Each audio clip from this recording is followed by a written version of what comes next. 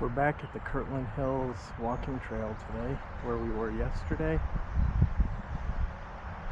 evening, right before sunset, because I really liked it here. And as I expected, nobody's here, except for me. So this is a bit of an undiscovered gem yet. And I'm sure that other places are really crowded right now, like Holden and Penguin. There's lots of people there. And I think I'm really going to appreciate this particular trail for a number of reasons. One is that it is fairly isolated, which means I can do a lot of talking and contemplating, and people won't think I'm absolutely crazy. They're not far off, but I'm not totally crazy. Just maybe a little bit. The other is it's very beautiful here. Like, it's unspoiled wilderness to a lot of extent. Like, these trees are old, and you can see the vines creeping up them, and so has a feel of unspoiled nature to it. It's not as manicured. There's no restrooms here. There's no picnic tables here yet. It's just a walking trail. So there's something archaic about it, timeless maybe. So there's that. The other is that it's a sunny day today, which is great, but sometimes that gets a little hot even on the camera. And this is almost all shaded. And today I figured we'll follow the arrows. Yesterday we went clockwise, and today we're going counterclockwise. So we're unraveling the mysteries of the universe in reverse. So yeah, oh, and another reason, I want to map it out a little bit on my phone today. Like, I want to take a peek at where this trail actually goes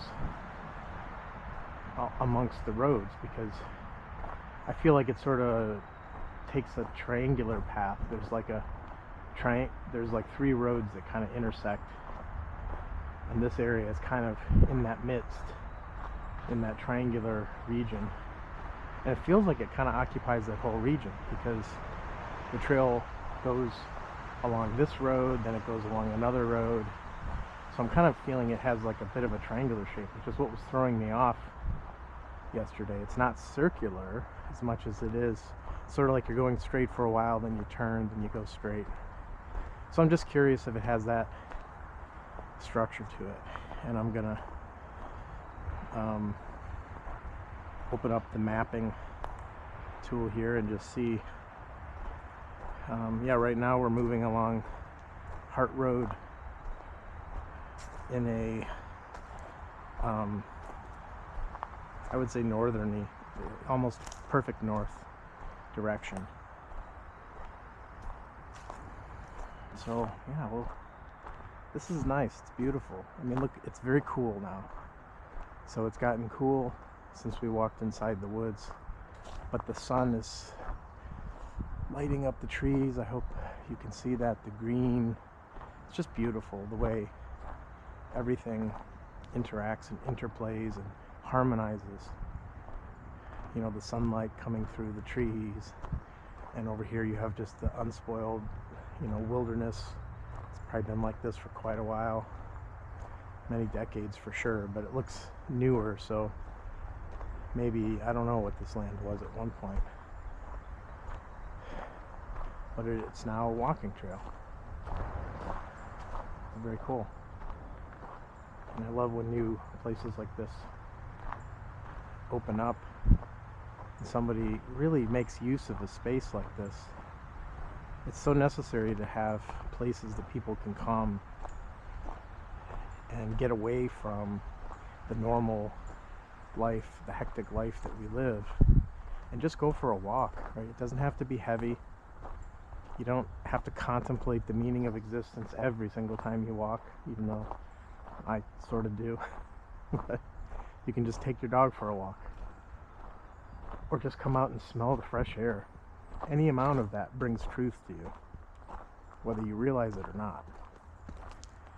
That's the beauty of all this, right? This is truth. This brings us back to more absolute truth. You know, and I just check my phone in the morning to see what the news says and what, you know, is happening, and I get texts from people that just remind me of the chaos in the world right now that seems almost at a peak. You know, that maybe it's never been quite this chaotic, which could be just a perception, but it does seem that way. It makes it more pertinent than ever that we investigate all of this, not just one part of it. This is where people get lost. If you become fixated on one thing, you know, one part of existence or this world, you lose sight of everything else, right? And to see clearly, we have to have a whole vision, holistic, which also is holy.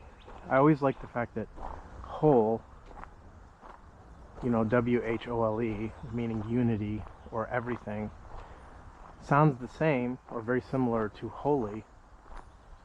Holistic, holy, whole. Holy meaning, however you want to interpret that, maybe a spiritual life, right? If you want to see what may be beyond. But I don't think it's beyond anything. I think it is just seeing the whole. And this is why I think, you know, we love to imagine what's beyond this reality. It's all creations of the mind. I mean, everything we imagine that is beyond this existence, even whatever it is, enlightenment, heaven, or even Florida, you know, whatever we imagine that's outside the bounds of where we are now is just imagination. I mean, it's so important to see that. You may not want to accept that. I understand, because to some people their beliefs become their reality. And sometimes those beliefs involve something because they don't want to be here. You know, you don't want to be here, you want to be somewhere else, or you want to be in a world of perfection. And we see imperfection all around us, and we just want to imagine a world where that isn't happening. You know, and we call that heaven. But we have to be so careful of that, because so many people have this idea of heaven, but why? And often when people that have this idea of heaven in their mind, but then clearly they're suffering. Sometimes the most miserable people I know are those that believe in this idea of heaven. And even when, you know, death comes along and takes something away from them, right? Someone or something, and they react with such immense sorrow. And sometimes I think to myself, don't you believe in heaven? You say you do. But then, you know, if someone passes and they go to a better place, right? Shouldn't you be happy for them in that sense, that they're now in this better place? And I think it comes down to, it's not what they really believe. Deep down inside, people understand that it's a comfort, right? They believe in it to comfort themselves, but not wholly.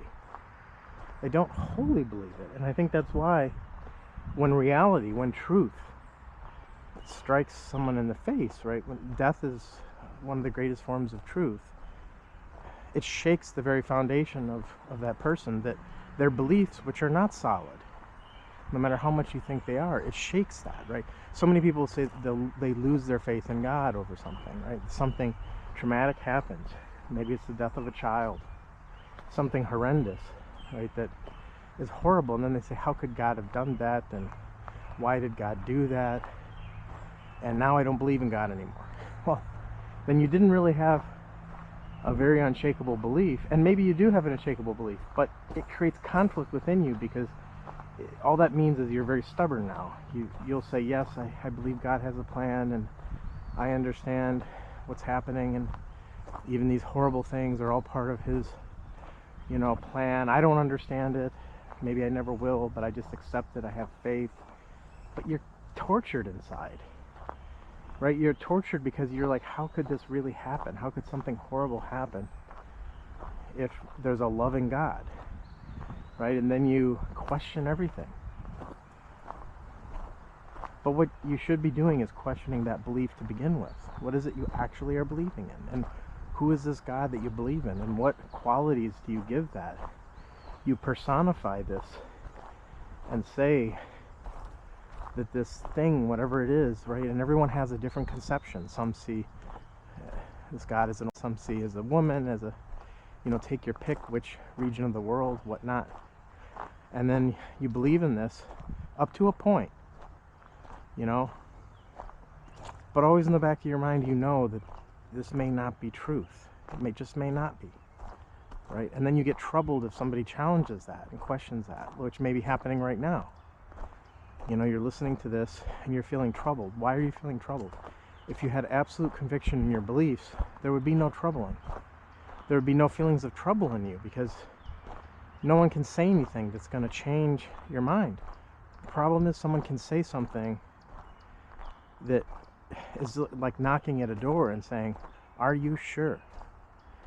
You have unshakable belief. And there is no unshakable belief. That's the other thing. Belief, there is no unshakable belief. Belief by its very nature is a creation of thought, which means it can be overturned at any point by another thought, or it changes form. Truth doesn't have that. Truth is truth. There's no changing it, there's no dispelling it, there's no breaking it. And that's why if one sees truth, nothing shakes it, because it's right there in front of you. It's like saying, you see the tree, someone can tell you that tree's not there, it's there, and it's not, I don't believe in the tree, I see the tree. This is why seeing and listening is so important, because truth is only seen. It's only seen. It's only observed. It's not believed. The truth of another is a lie. Anything somebody tells you and says, this is true, believe in it, you should never believe in it.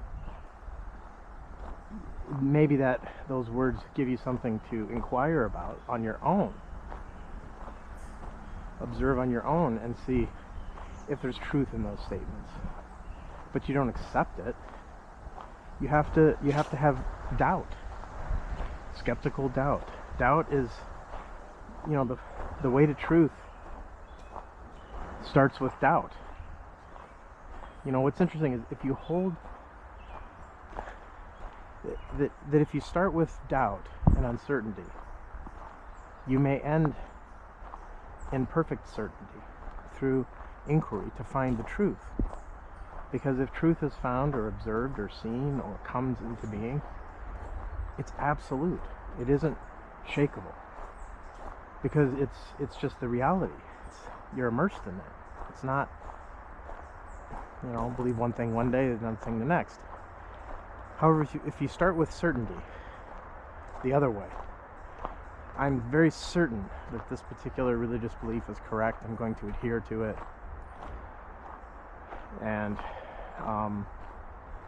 but then something comes along at some point in time to shake that belief.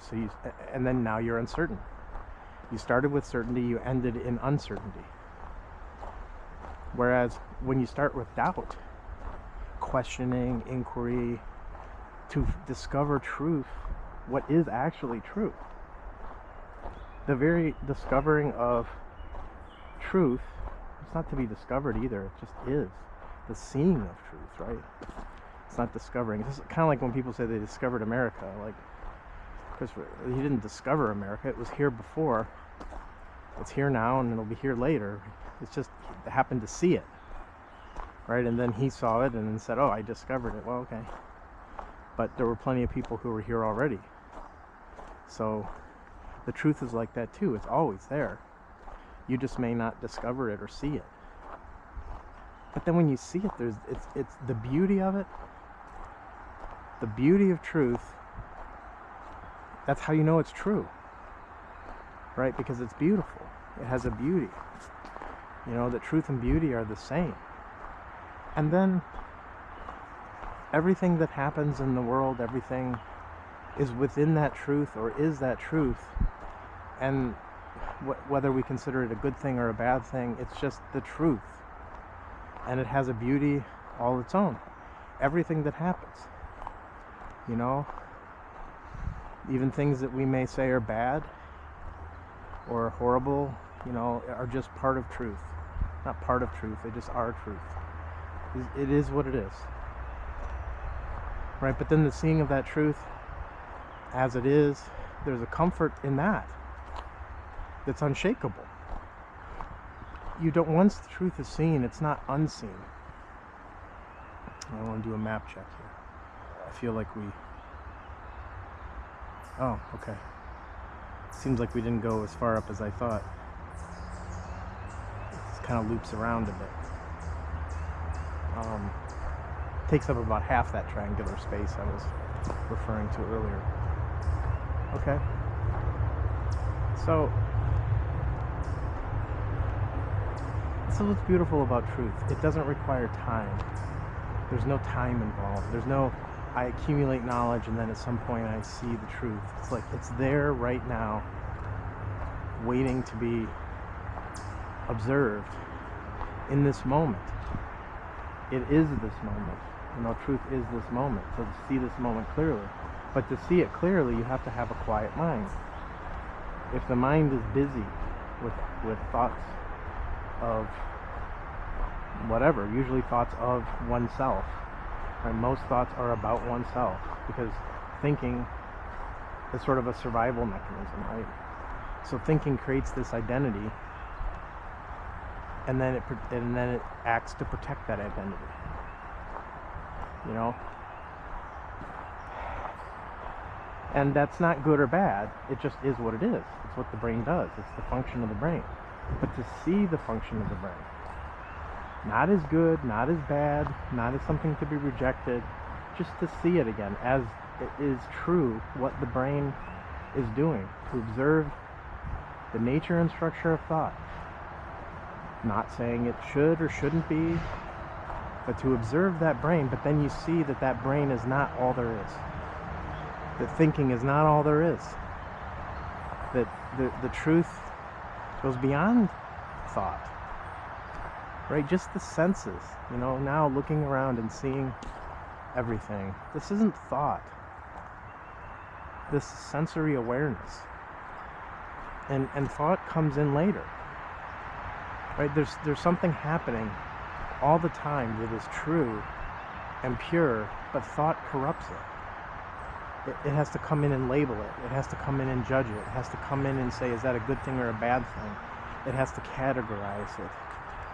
It has to give a word to it and then judge it and then pass it on and go on to the next word and the next word and the next thought and the next thought. And it's like a vicious cycle because one thought leads to another thought, leads to another thought, and in an endless chain of thoughts, unless that chain is broken. And how is it broken? Thought. There are spaces between thoughts that you can observe. Thoughts are not always, you know, there are moments where maybe somewhat timeless moments that could be very brief where there is no thought. And thought being that activity of the mind, that activity of the brain that works off memory. Like that's what the type of thought. Just to not confuse, because someone might say, well, any activity of the brain is thought. Well, not really. Right? When you see what do we mean by thinking, we often it's this process of recall. You know, memory. It's very much associated with memory. Right? We talked about thought as being a reaction to memory. And so that's what we're talking about, not the ending of all neural activity, right? The brain as a whole, right? Thoughts are very small, very, very small patterns in the brain. The brain is much more powerful than that, right? The brain as a whole. Imagine, you know, I remember when I was a kid, and even my mom was very interested, and there was always articles about what if you use the whole of your brain? That we only, even scientists think we use part of our brain, only a small fraction of it. and the rest of it is unused. And even then, we use even a tinier fraction at any one point in time. And thoughts are tiny. Thoughts are tiny little things. I mean, imagine like a memory is just like a very small storage space, right? We talked about information. It's just a little bit of information. Memory is just a little bit. So then your thoughts are reactions to this little bit of memory, and then it may be another little bit, but it's bits, tiny little fractions of the whole. So what happens if the entire energy of the brain were synchronized and not focused on one thing, right? Because if you focus on one thing, then there's something else you're not focused on. That's not holistic. So the whole is not focused on anything, but it has energy, tremendous energy. But we're always diverting our energy into these little thoughts that occupy our space, and that's the noisy mind. The quiet mind is one in which thoughts are not the dominant factor. It's not just the absence of noise, or cutting off your senses. We've talked about this many times before. It's just a holistic perception, right? That isn't focused. And you could just say that silence in some sense is like awareness of the whole. Not shutting off the whole, or not cutting yourself off from things, because that is a separation. That's separating you from everything else. And there can be no separation in the whole. Can't be a left and a right, or an up and a down. There's no relations, there's no measurement. Because to measure you need to compare, which means you need to separate things to compare. And all of that is the world of thought, the world of ideas, which we're so used to. I mean, we've been conditioned to believe that is reality. From the moment we were born, we have been conditioned to believe that reality is thought. How we think about the world, not the world itself. We have lost that ability to perceive as a whole. Here's the exit of the trail that there's a monarch butterfly. I don't know if you can see it fluttering around. I love seeing those because I'm always worried that through our destruction of nature and the plants like milkweed, that monarch butterflies need to survive. But then I come to places like this and it heartens me, because I'm like, well, this is a natural space, right? Wonderful, a heaven for a butterfly. And we can't lose these spaces. We have to protect these spaces, right? If we lose nature, we lose everything. We don't see that either. So it's so important to keep nature unspoiled. I mean, a large portion of it. And it's hard to see how that's going to happen with the world population accelerating the way it is, with our consumption of resources accelerating, and less is available all the time. I mean, the sheer mathematics of it, it doesn't take a very complicated mind to realize that as more humans enter this world and our desire for consumption increases per individual, we're on a course that can't be met. We can't satisfy the needs of an ever-increasing world population that doesn't understand how to live minimally. That needs more and more and more. And it's an unsustainable future to anyone who has their eyes open. It's unsustainable. And this, is what leads a lot of people to then say, well, what are we going to do? Right? The next natural thing is for people to then say, well, what are we going to do? Pick my favorite cause and go towards it. And that's what most people do. Then there's so many causes, so many organizations, right? People organize themselves. Even in trying to prevent the destruction of the world, they propagate the same patterns of thought that are leading to that destruction. It's the irony of it all.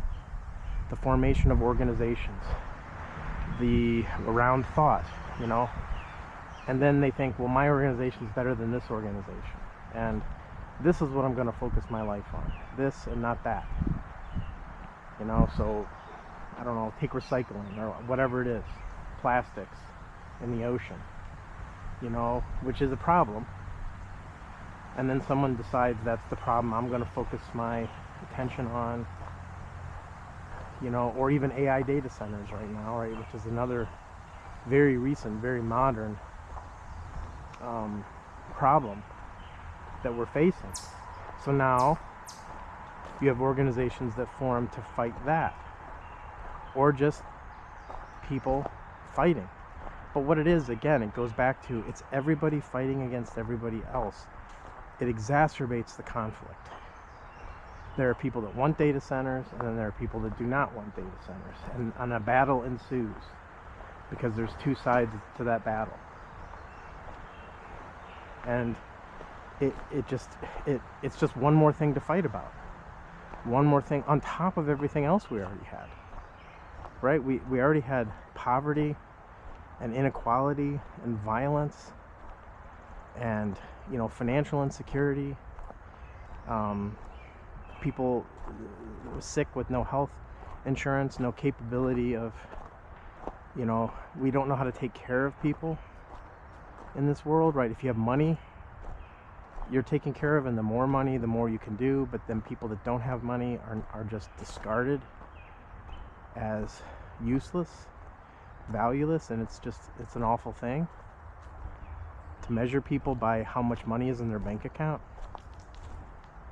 But this is what we do. So I mean, you could take your pick as to which tragedy, which calamity are you going to focus your attention on, which cause, right? And then, you know, you'll get angry because you see this problem, and maybe it's whatever you do will be insufficient to solve that problem. Spend your entire life on it, the problem will still be there.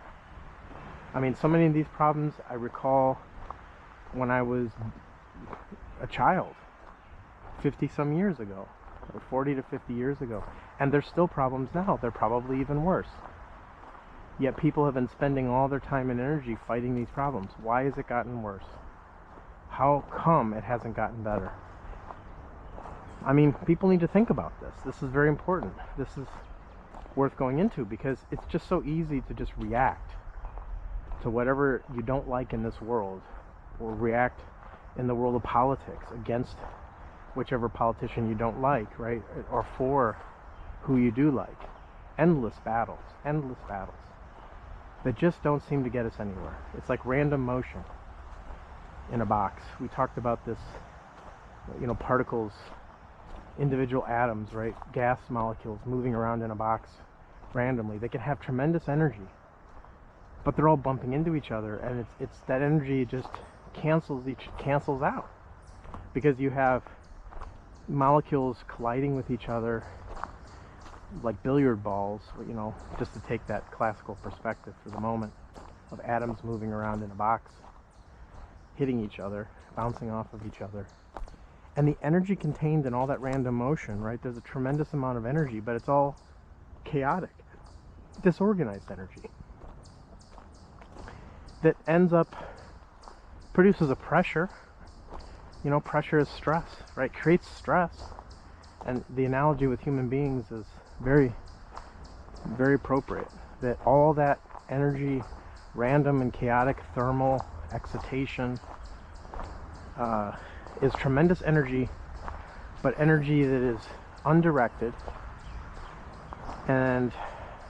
but because it is energy, produces a pressure and a stress and a force, right? That,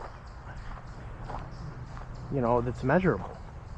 And you can think of that as like the mental energy that we have, like everybody moving in their own little direction, their own cause, their own fighting their little battle, but then they're opposed by other people on the other side fighting their little battle. There's people for and against just about everything. So when there's people for and against everything, who wins? How does that resolve conflict? because it can't. It creates conflict. It creates more conflict to have an opposing side to everything. So there's people for data centers, obviously. There's many people that use AI in the world, and I am one of them at the moment that unfortunately, or fortunately, however you want to look at it, uses it for my work. It may not always be that way, but it has proven useful, and there is that part of it, that it is useful in a way, in a very limited sense. It can solve certain problems. It can do reasoning in some cases faster than human beings. We've talked about this. It can solve mathematical problems that humans aren't able to solve. That does not mean it's a good thing, but these are the facts, right? We have to be truthful when looking into any problem about all sides of it, in just observing the facts. It's not sides. There's no sides to truth. Truth and facts are. They simply are what it is. AI is gaining popularity because it has uses. Some of those uses are crazy, like creating, videos, absurd videos, or whatever it is, fake videos. Not for, right? I use it to solve certain technical and scientific and engineering problems that could have benefits. By improving safety, right, and making the world maybe, in some sense, a tiny bit better place. I'm not saying that's the case. That's just one possible interpretation of using AI for perhaps useful purposes, non-useful. But who gets to decide what those purposes are? I'm not deciding. I'm not judging at the moment. I'm just observing different uses of AI. And then you have, to power the need, the incessant need, they're creating all these data centers, which are consuming and even polluting water. I mean, the cooling of these data centers requires them adding certain chemicals, chlorine dioxide, other chemicals that then wastewater plants have to remove and may not be able to the capacity that it needs to. So this is a problem, right? There's a large demand for AI. It requires these data centers being built. Nobody wants these data centers built in their neighborhoods, and they do cause pollution, even thermal pollution, right? It heats the water, and then when you release that water back out into the environment, it changes the ecosystem, disrupts the ecosystem. We're doing this. Like, these are the facts. So then someone needs to ask, are we considering, like, we're building these data centers, but we're just doing it so rapidly and in such a way that it can interfere with the environment? Are we considering all of that? No, we're not. Of course we're not. We're just moving, just forcefully moving ahead, full speed ahead, with wherever technology of the moment takes us, just like thoughts. As we talked about, one thought leads to another thought leads to another thought, and there's never really, there may be no direction to that, no love, right? No compassion to that. It's just a chain of thoughts. And in the same way, our society is just making decisions just like thought, because it is based on thoughts that are just occurring one after another, leading to this path that we're on as a society. And just watching how society changes, you can see how it's changed since I was in school, grade school, high school, whatever. The world was a certain way, and now the world is a different way. Did anyone plan that out? No, it's just happening, right? This change, this evolution of technology, of society, of government, like, it's just happening, right? And there is no way to say it should happen this way or that way, or this was a good thing, this was a bad thing. But you can clearly see that what's happening is just this sequence of events that are occurring one after another in such a way that society is evolving for better or for worse along a certain path, and no one's overlooking it. No one's, there is no, fatherly figure, right? I was going to use the word God, but where is that entity of good that's observing what's happening and saying, no, this is, you're moving in the wrong direction, even assessing what's happening, right? And I'm not claiming there is such a thing. I'm just saying, if there is this God, right, if there is this force of good, it certainly doesn't seem to be affecting anything. Like, we seem to just be moving down this path regardless of any of that. And some people say, well, that's free will. We can go into that. Is there free will at all? What is that? But if there is, then the choices that are being made right now, including the choices you make, are affecting the course of society, humanity. Where are those choices coming from? Are these actions being driven by your own personal desires? As long as those are met, you're fine. And everyone may have different desires. Some people, AI is a desire, and they pursue that for whatever reason. Provides them entertainment or whatever it is, right? And they want to meet that desire at all costs. So this isn't really evaluating whether an AI data center is a good or a bad thing when you're just focused on the benefits of it, or you're meeting your desire, just like we do with everything. We pollute the world in many ways because we have desires that need to be met. And don't look at the whole picture again. The whole picture of how do we meet those desires? What effect does it have? What's required? This is where intelligence comes in. We're looking at the whole picture. We don't look at the whole and the effect of our actions, or what is required to do this. Because we don't see holistically, it will be our destruction. Because we're focused on one side, not the other, not all. When you see everything, there's a love and compassion, right, in that holistic seeing. Just to go back to that, because we kind of went off course for a while. We were talking about holistic and whole and holy, and maybe the physical world, the spiritual world, and why do we even divide things among that? And it could just be seeing everything holistically as a whole, as an undivided whole, an undivided universe, not parts of it. That seeing itself can bring about new action, an action that is not then self-centered, because there's no self in that holistic view. If there was a self, it would not be a holistic view. The holistic view, the awareness of everything, is not focused on an individual. It's focused on the whole, all of humanity, all of Earth, all of this universe. And that is different than what's best for me. And really, you don't even know what's best for you. You think you do. The holistic way of thinking is more healthy, right, in many ways than this limited view of yourself as an individual. So yes, there's so many issues in the world, right? There's so many things to ponder, and it can be endless if we try to ponder all these things. Right? Take your favorite thing and ponder it forever, and it'll never end, and your life will be over before you finish. So there's something else that has to happen. It's not analysis. Right? Analysis is breaking everything down into its parts and looking at the parts. In some sense, what we're doing.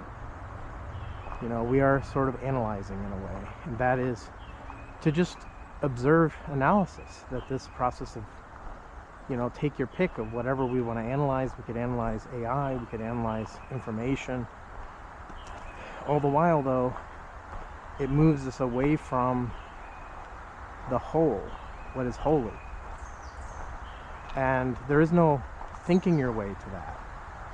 Then this is what we need to get out of our situation, to get out of this dangerous path that humanity is on, requires a transformation of human consciousness. I've said this many times, and it may not be clear what that means. And it isn't something you can clarify with words.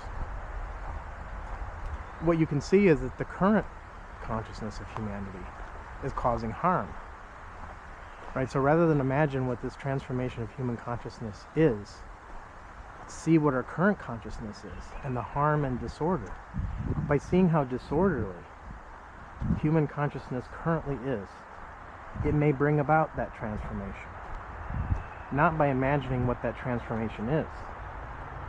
This is very important, because this is what we've always done. Imagined a better world, imagined a better consciousness, and then we come up with schemes and plans and methods and techniques for improving that consciousness. We think we know.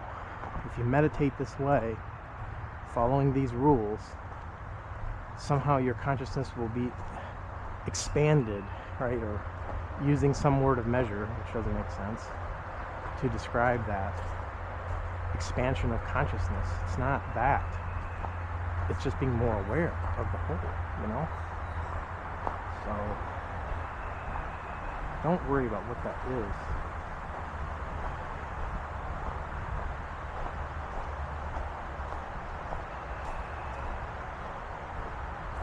Hi.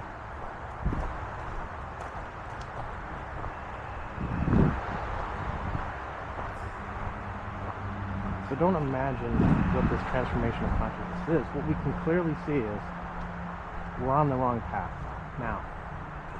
Right? We can see the disorder of our current lives, the disorder of our human society. That's all that needs to happen. See the disorder in you now. See the disorder in society now. See that this is heading us in the wrong direction. Don't try to imagine what the right direction is, though. Just observe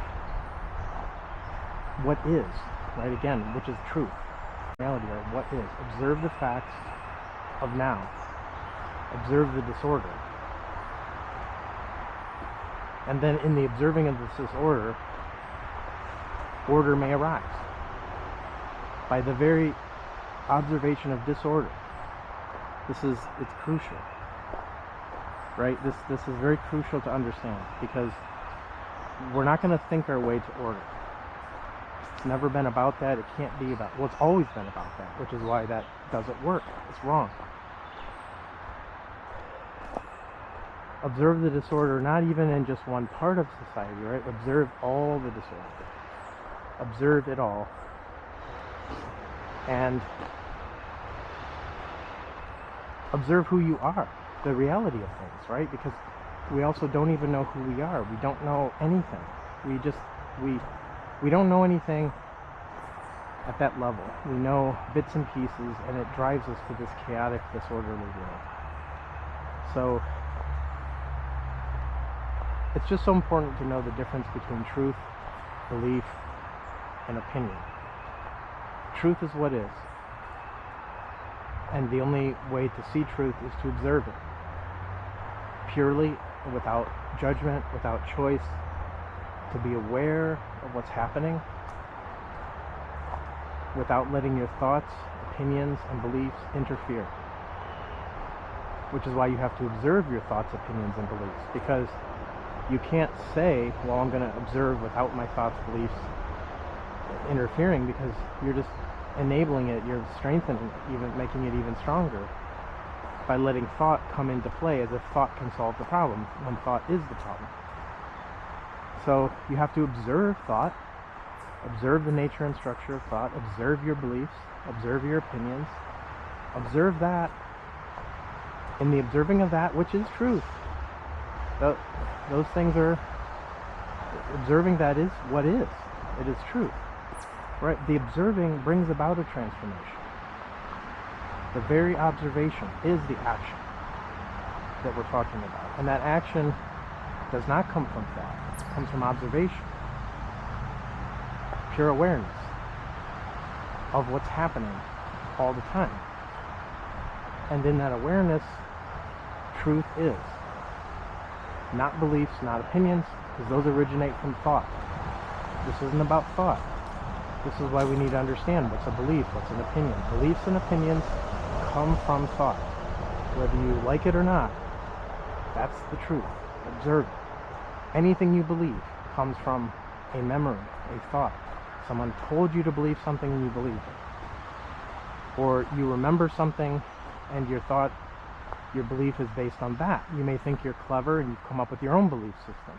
But your own belief system is still based on thought. You haven't escaped anything. You've just moved from one cage to another cage. So, and your opinion is no different. It's the opinion again. Thought. So thought. What you just get to the root cause of it all, which is thinking. That is the root cause of all of our problems. It's the root cause of all of society's problems, and this is why don't solve one problem, solve them all. How do you solve them all? You get to the root of the problem, which is thought, and that is within you. And there is no transformation without you observing your thoughts. These thoughts, not your thoughts, because observe that as well. Is there any me that has these thoughts? Is there any you or me? Observe that also as a pattern of thoughts. I can talk about this endlessly, but until you observe it for yourself, it means nothing. So, and this is how, if we observe truth, all problems can be solved. There may be no problems anymore. We wouldn't have the desire, the things that drive us to these problems may not exist anymore. And none of this would happen. Right? So it's not about solving the particular problems.